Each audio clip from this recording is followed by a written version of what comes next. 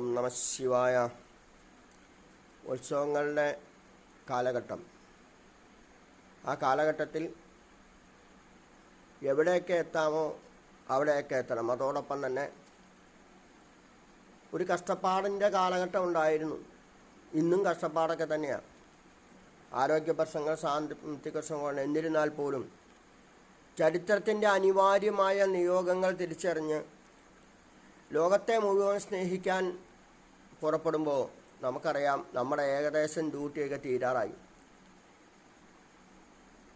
എന്നെ സംബന്ധിച്ചോളം എൻ്റേതായ ഡ്യൂട്ടി തീർന്നിട്ട് 2-3 വർഷമായി. കാരണം ഒരു മനസ്സിന് ഇല്ലാത്തതായ മനസ്സ്, ബുദ്ധിയിൽ ഈശ്വരൻ തെളിഞ്ഞു തരുന്നതായ ചില ഡ്യൂട്ടികളുണ്ട്. ആ ഡ്യൂട്ടി മുഴുവൻ കംപ്ലീറ്റ് ആയി കഴിഞ്ഞു. എൻ്റെ വ്യക്തിപരമായ രീതിയിലുള്ള എല്ലാ ഡ്യൂട്ടിയും കഴിഞ്ഞിരിക്കുകയാണ്. കുട്ടികൾക്ക് വിദ്യാഭ്യാസം, അതുപോലെ തന്നെ ചില കുടുംബത്തിലെ ചില ആരോഗ്യ പ്രശ്നങ്ങൾ, അതിനൊക്കെ ശാശ്വതമായ പരിഹാരം അല്ലെങ്കിൽ പോലും ചെറിയ രീതിയിലുള്ള പരിഹാരങ്ങൾ കഴിഞ്ഞു. അപ്പോൾ എന്നെ സംബന്ധിച്ചോളം ഈ ലോകത്തിലുള്ള ഡ്യൂട്ടി പണ്ടേ കഴിഞ്ഞു. 3 വർഷം മുമ്പേ കഴിഞ്ഞതാണ്. അപ്പോൾ ആ അന്നേ എഴുതി കൊടുത്തു. സകലവിധ സാമൂഹ്യ സംഘടനകൾ നമ്മുടെ ശരീരം എഴുതി കൊടുത്തു. അത് വിടിഞ്ഞു കഴിഞ്ഞാൽ നിങ്ങൾക്ക് ആവശ്യമുള്ള എന്തെങ്കിലും അവയവങ്ങൾ നിങ്ങൾ ചൂഴ്ന്നെടുത്തോണം. കാരണം അഗ്നിഭവാനെ എളുപ്പമുണ്ട് ദഹിപ്പിക്കാൻ. അപ്പോൾ എത്ര തന്നെ പ്രഭാഷണം പറഞ്ഞാലും എത്ര തന്നെ പുരാണം വായിച്ചാലും ചില അനിവാര്യമായ സ്നേഹബന്ധങ്ങളുടെ വിയോഗം നമുക്ക് താങ്ങാനാവില്ല. ഉറക്കമുണ്ടാവില്ല, കണ്ണ് നിറഞ്ഞുകൊണ്ടിരിക്കും. അപ്പോൾ സൗമ്യമായ രീതിയിൽ സ്നേഹബന്ധത്തിൻ്റെ രീതിയിൽ പോകുന്നതായ ദുശീലങ്ങളില്ലാത്ത ഏത് ക്ഷേത്രങ്ങളായിട്ടും ഏത് സാമൂഹ്യ പ്രവർത്തനങ്ങളായിട്ടും സഹകരിച്ചുകൊണ്ടിരിക്കുന്ന ഒരു രാഷ്ട്രീയ സംഘടനയിൽ വർക്ക് ചെയ്തിരിക്കുന്ന ഒരാളായാൽ പോലും മറ്റുള്ള രാഷ്ട്രീയ സംഘടനകളുടെ വീടുകളിലും അവരുടെ യോഗങ്ങളിലും അവരുമായിട്ട് സ്നേഹിച്ചു പോകുന്ന ചില വ്യക്തിബന്ധങ്ങളുണ്ട്. മൺമറഞ്ഞു പോയവരുണ്ട്. കഴിഞ്ഞ ദിവസം മൺമറഞ്ഞു പോയ കൂട്ടുകാരനുണ്ട്. അപ്പം നമ്മളെയൊക്കെ സംബന്ധിച്ചോളം ഏത് രാഷ്ട്രീയ പാർട്ടിയിലും ഏത് മതത്തിൽ വിശ്വാസം ഉണ്ടായാൽ പോലും ഒരാൾക്ക് അത്യാവശ്യം വന്നാൽ ഓടി എത്താൻ സാധിക്കുന്നവരെ ഈശ്വരൻ പെട്ടെന്ന് വിളിച്ചു എന്ന് നമുക്ക് തോന്നും. ഗുണികൾ ഊഴിയിൽ നീണ്ടു വാഴ എന്ന് പറയും. അപ്പോൾ ചില ചരിത്ര സത്യങ്ങളെ പറ്റി അന്വേഷിക്കുമ്പോൾ ചിലപ്പോൾ ഭഗവാനോട് പോലും നമുക്ക് ദേഷ്യം വരും. ഭഗവാനെ, ഇദ്ദേഹം ഇവിടെ ജീവിച്ചിരുന്നെങ്കിൽ നമ്മുടെ നാടിനും നമ്മുടെ കുടുംബത്തിനും സകലവിധ ക്ഷേത്രങ്ങൾക്കും സകലവിധ സാമൂഹിക സംഘം പ്രയോജനം ഉണ്ടായേനെ എന്ന് നമ്മൾ ചിന്തിക്കും. അപ്പോൾ അദ്ദേഹത്തെ അല്ലെങ്കിൽ എന്നെ ആരെങ്കിലും ഏത് വ്യക്തിയെ സംബന്ധിച്ചോളം ആ ഒരു പഞ്ചപ്രാണൻ പോയി കഴിഞ്ഞാൽ, ശരീരം വെടിഞ്ഞു കഴിഞ്ഞാൽ അവിടെ പിന്നെ ഒന്നുമില്ല. വീണ്ടും അനിവാര്യമായ നിയോഗമുണ്ടിൽ വീണ്ടും ജന്മം എടുക്കേണ്ടി വരും. അപ്പോൾ ഇനി ഒരു ജന്മം ഉണ്ടാകാതിരിക്കാൻ പ്രാർത്ഥിക്കുക. ഇനി ഇങ്ങനെ ജനനീ ജഠരയ അധിവാസം പനിമാമല മലകൾ മകൾ തൻ മര വെറുതെ അരുളരുതേ.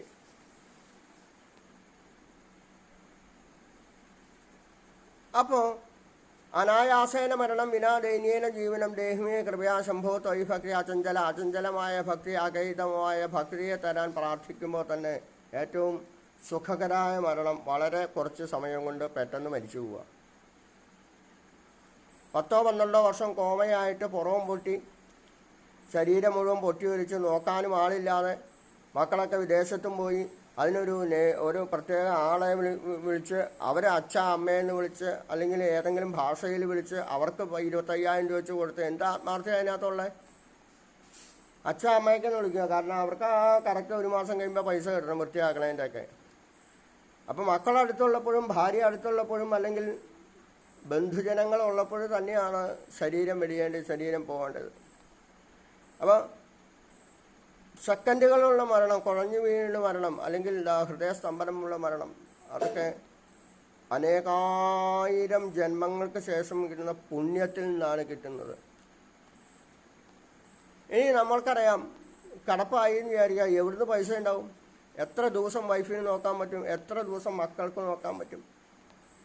കുറേ കഴിയുമ്പോൾ മടുക്കും. കാരണം അവർക്ക് അവരുടേതായ കലാപരിപാടികൾക്ക് വേണം, അവർക്ക് അവരുടേതായ തിരക്കാരുണ്ട്. യൂട്യൂബ് ചാനലുണ്ട്, ഫേസ്ബുക്ക് ചാനലുണ്ട്, ഇൻസ്റ്റാഗ്രാമുണ്ട്, അതുണ്ട് ഇതുണ്ട്. അവർക്കുള്ളതായ പ്രവർത്തനങ്ങൾ, അവർക്ക് ജോലിക്ക് വേണം, അന്നം മേടിക്കേണ്ട അടുത്ത തലമുറയ്ക്ക് വേണ്ടി അധ്വാനിച്ചേ പറ്റുള്ളൂ.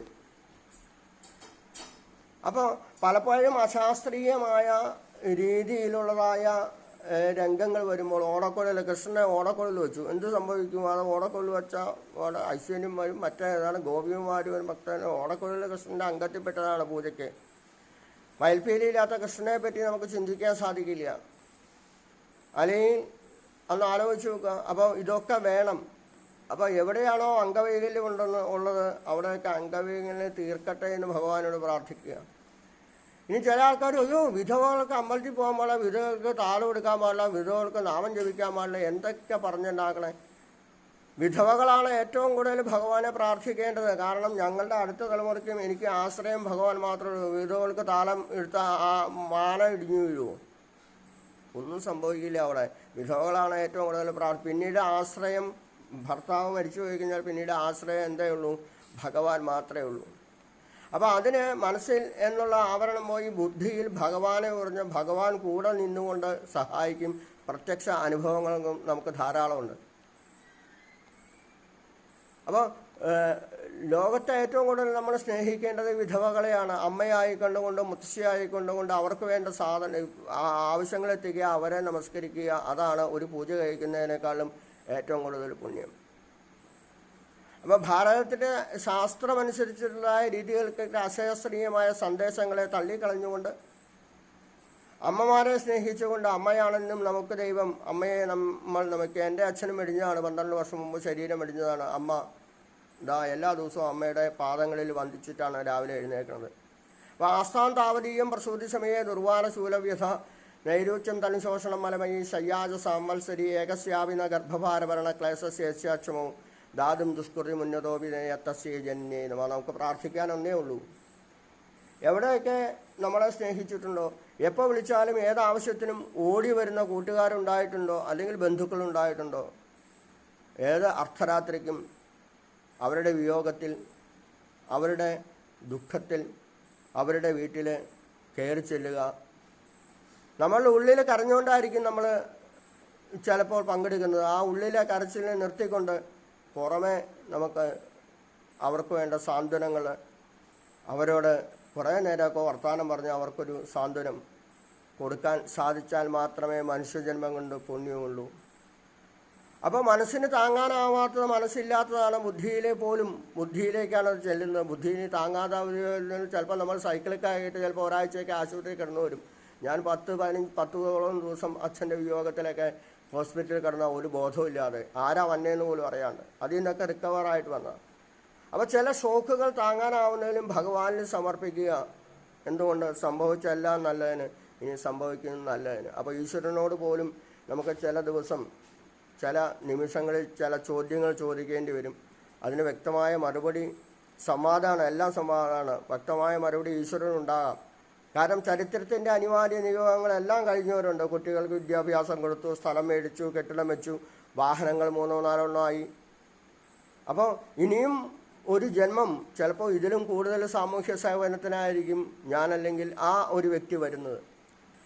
അപ്പോൾ ആ പോയി കഴിഞ്ഞാൽ എത്രയും പെട്ടെന്ന് വേറെ ഏതെങ്കിലും രൂപത്തിൽ ലോകത്തിനെ സ്നേഹിക്കാനായിക്കൊണ്ട് എല്ലാവരുടെയും ഇറങ്ങിച്ചെല്ലാനായിട്ട് ഒരു ജന്മം ഉണ്ടാകട്ടെ എന്ന് കൂടി പ്രാർത്ഥിച്ചുകൊണ്ട് എല്ലാവർക്കും നല്ലൊരു ദിവസം നേർന്നുകൊണ്ട് ഇരുട്ടിൻ്റേതായ ഇന്നലത്തെ ദിവസം, ജീവിത പ്രശ്നങ്ങൾ ഒരുപാട് നേരിട്ട ഇന്നത്തെ ദിവസം, ഇന്നത്തെ ദിവസം മുതൽ ഒറ്റ കാര്യം പ്രാർത്ഥിക്കുക: നല്ല വാർത്തകൾ മാത്രം കേൾക്കാൻ സാധിക്കട്ടെ, നല്ല അധ്യാപകരുണ്ടാകട്ടെ, നല്ല വിദ്യാർത്ഥികളുണ്ടാകട്ടെ, അധ്യാപകരുടെ പഴയ ചൂരൽ വടി തിരിച്ചു വരട്ടെ എന്ന് മാത്രം പ്രാർത്ഥിച്ചുകൊണ്ട്, കണ്ണ് നിറഞ്ഞ് കൂട്ടുകാരൻ്റെ വിയോഗത്തിൽ കണ്ണ് നിറഞ്ഞുകൊണ്ട് തന്നെ അദ്ദേഹത്തിൻ്റെ